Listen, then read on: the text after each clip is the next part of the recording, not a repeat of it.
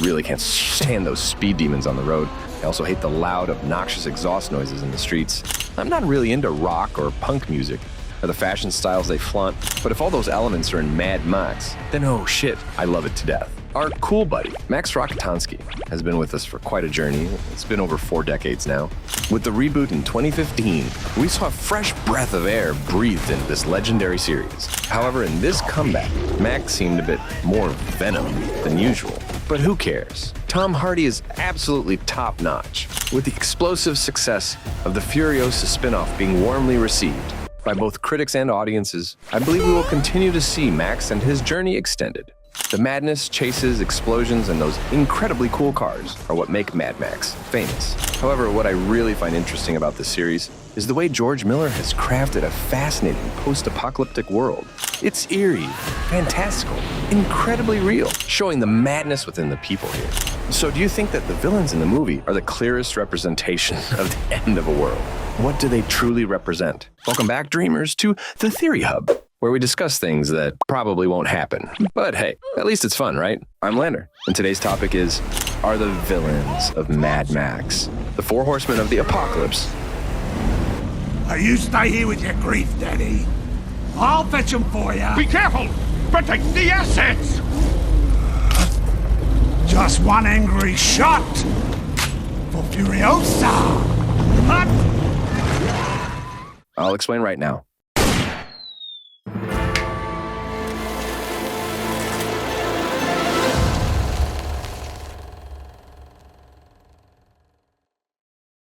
The Four Horsemen of the Apocalypse might not be a strange concept to us anymore. They are beings bringing the end of the world, as mentioned in the Bible. Unlike Ragnarok or other apocalypse styles, the world's end brought by the Four Horsemen is said to have a completely different tone. These four are known as the servants of the apocalypse. They are the personification of concepts leading to suffering, death for humanity, including conquest, famine, war, and death. So what do these characters mean, and who represents these archetypes throughout the 4 Mad Max movies? Let's find out. First, I will exclude the first part of the series, because the villains in the first part didn't have enough impact. They were simply immoral racers, and didn't have a grand ideology to become a terrifying leader. The most memorable villain in this part is Toe Cutter, who was just a small-time crook and didn't show much influence, so we'll skip the first one. Now here are the true 4 horsemen in the apocalyptic world of Mad Max. Number 1, Auntie Entity represents conquest. She's the only female villain in the film and also one of the most memorable. In a post-apocalyptic world with scarce resources and people trampling on each other to find a way to survive. At this point, strength is crucial to determine who has a voice in a community. So, naturally women would face many difficulties. Because women's physical strength is generally considered weaker than men's. This can be seen through various details scattered across the 4 films. Unfortunate female characters are often raped by groups of men. Those who are beautiful and considered valuable are seen as breeding machines. An example is the 5 wives of Immortan Joe, who, though called wives, are not loved. Immortan Joe sees them as his property and breeding machines for his future heirs. Another month? Could have been your viable human. But this doesn't happen with Auntie Entity. She has decent combat skills, enough to protect herself, but certainly would lose in a one-on-one fight with a man. However, with her cunning mind and strong influence in the community, she becomes the leader, ruling over men. Moreover, she has a terrifying militaristic mindset. She always craves more and is never satisfied with the current situation. This makes her the perfect embodiment of conquest. The invasive mindset of Auntie Entity appeared right at the start of the film, when she recruited Max as a henchman to help defeat Master Blaster. The relationship between Auntie and Master could have been better, but Auntie always had the mindset of invading and taking over Master's possessions. The clearest example of this is in the Thunderdome, where Max didn't kill Blaster, but Auntie Entity did, showing her leadership position. Ultimately, Auntie is the one who personally took down Master and invaded him. Even at the end of the film, Max didn't defeat Auntie, but had to rely on her mercy to spare his life. So it's clear that Auntie Entity is a brilliant conquest who can dominate everything.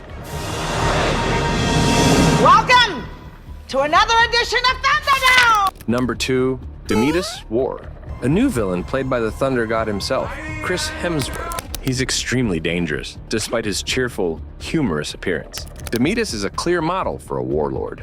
With his not-too-strong biker gang, Demetus dared to challenge Immortan Joe in his own territory. Though, of course, Demetus lost and suffered heavy losses. However, he still achieved his ultimate goal in various ways. This shows that Demetus is not just a crafty guy, but also a brilliant strategist, a great warlord. In wartime, every strategy must be used to ensure victory, no matter how despicable it is. Throughout Furiosa, we can see Demetus almost winning in every aspect, and the way he wins, as well as the way he punishes challengers, is very brutal and full of warlike colors. So it's fair to say that Chris Hemsworth's Demetus is no longer the god of thunder, but a god of war. Number 3, Humongous Famine. I really don't like this guy at all. All I remember is that he's like a pervert with a disgusting BDSM outfit. Humongous didn't show much intelligence or leadership skills. The standout character in his gang is actually Wes, with clear motivations and bravery. However, as the leader, Humongous still deserves to hold the position of a horseman, with the image of famine. This case is not too hard to relate to, because Humongous clearly showed the initial goal of confronting Max's group was to take over the resources of the resistance group, an act showing hunger, invading each other, to scramble for living resources. I won't discuss this guy too much, because I really don't like him. Disobey me. Number 4, Immortan Joe, A Death. Of course, Mad Max Fury Road, the movie we all agree is the best, and also has the most impressive villain. There's no need to show too much about his motives or past. Immortan Joe, with an incredibly impressive image and a great aura, has already driven us crazy. His very name represents the field he symbolizes, which is death. People call him Immortal Joe, and he's the only one who is immortal. Immortan Joe is probably not just a name, but also a title for those who will lead the Citadel. His immortality isn't really about not dying physically, but in ideology. Though reluctantly, he's truly a great leader. Just look at how the Citadel and the War Boys are manipulated by him. The War Boys are the clearest example of how ideology and religion can manipulate an entire community. And when everything else dies, only Joe's ideology lives on. It lives in the hearts of the children who will later inherit him, the perfectly selected beings. Of course, in some assumptions, but because Max appeared, he's dead now. But to talk about the image of someone who takes away the life of everything, and yet survives until the end, isn't Joe the Grim Reaper himself? In conclusion, we can see how brilliantly George Miller created a fascinating villain system and perfectly suited the film's setting. A movie about a decaying world, and the villains are the Horsemen bringing that end to humanity. And that's our entire theory on whether the villains in Mad Max are the Four Horsemen of the Apocalypse. Thank you very much for sticking around until the end of the video. If you liked our theories, leave a number 1. If something didn't sit well with you, don't hesitate to let us know. And don't forget to suggest to Theory Hub the topics you want to see so we can better serve you. This is Lander from the Theory Hub, wishing you all a great day.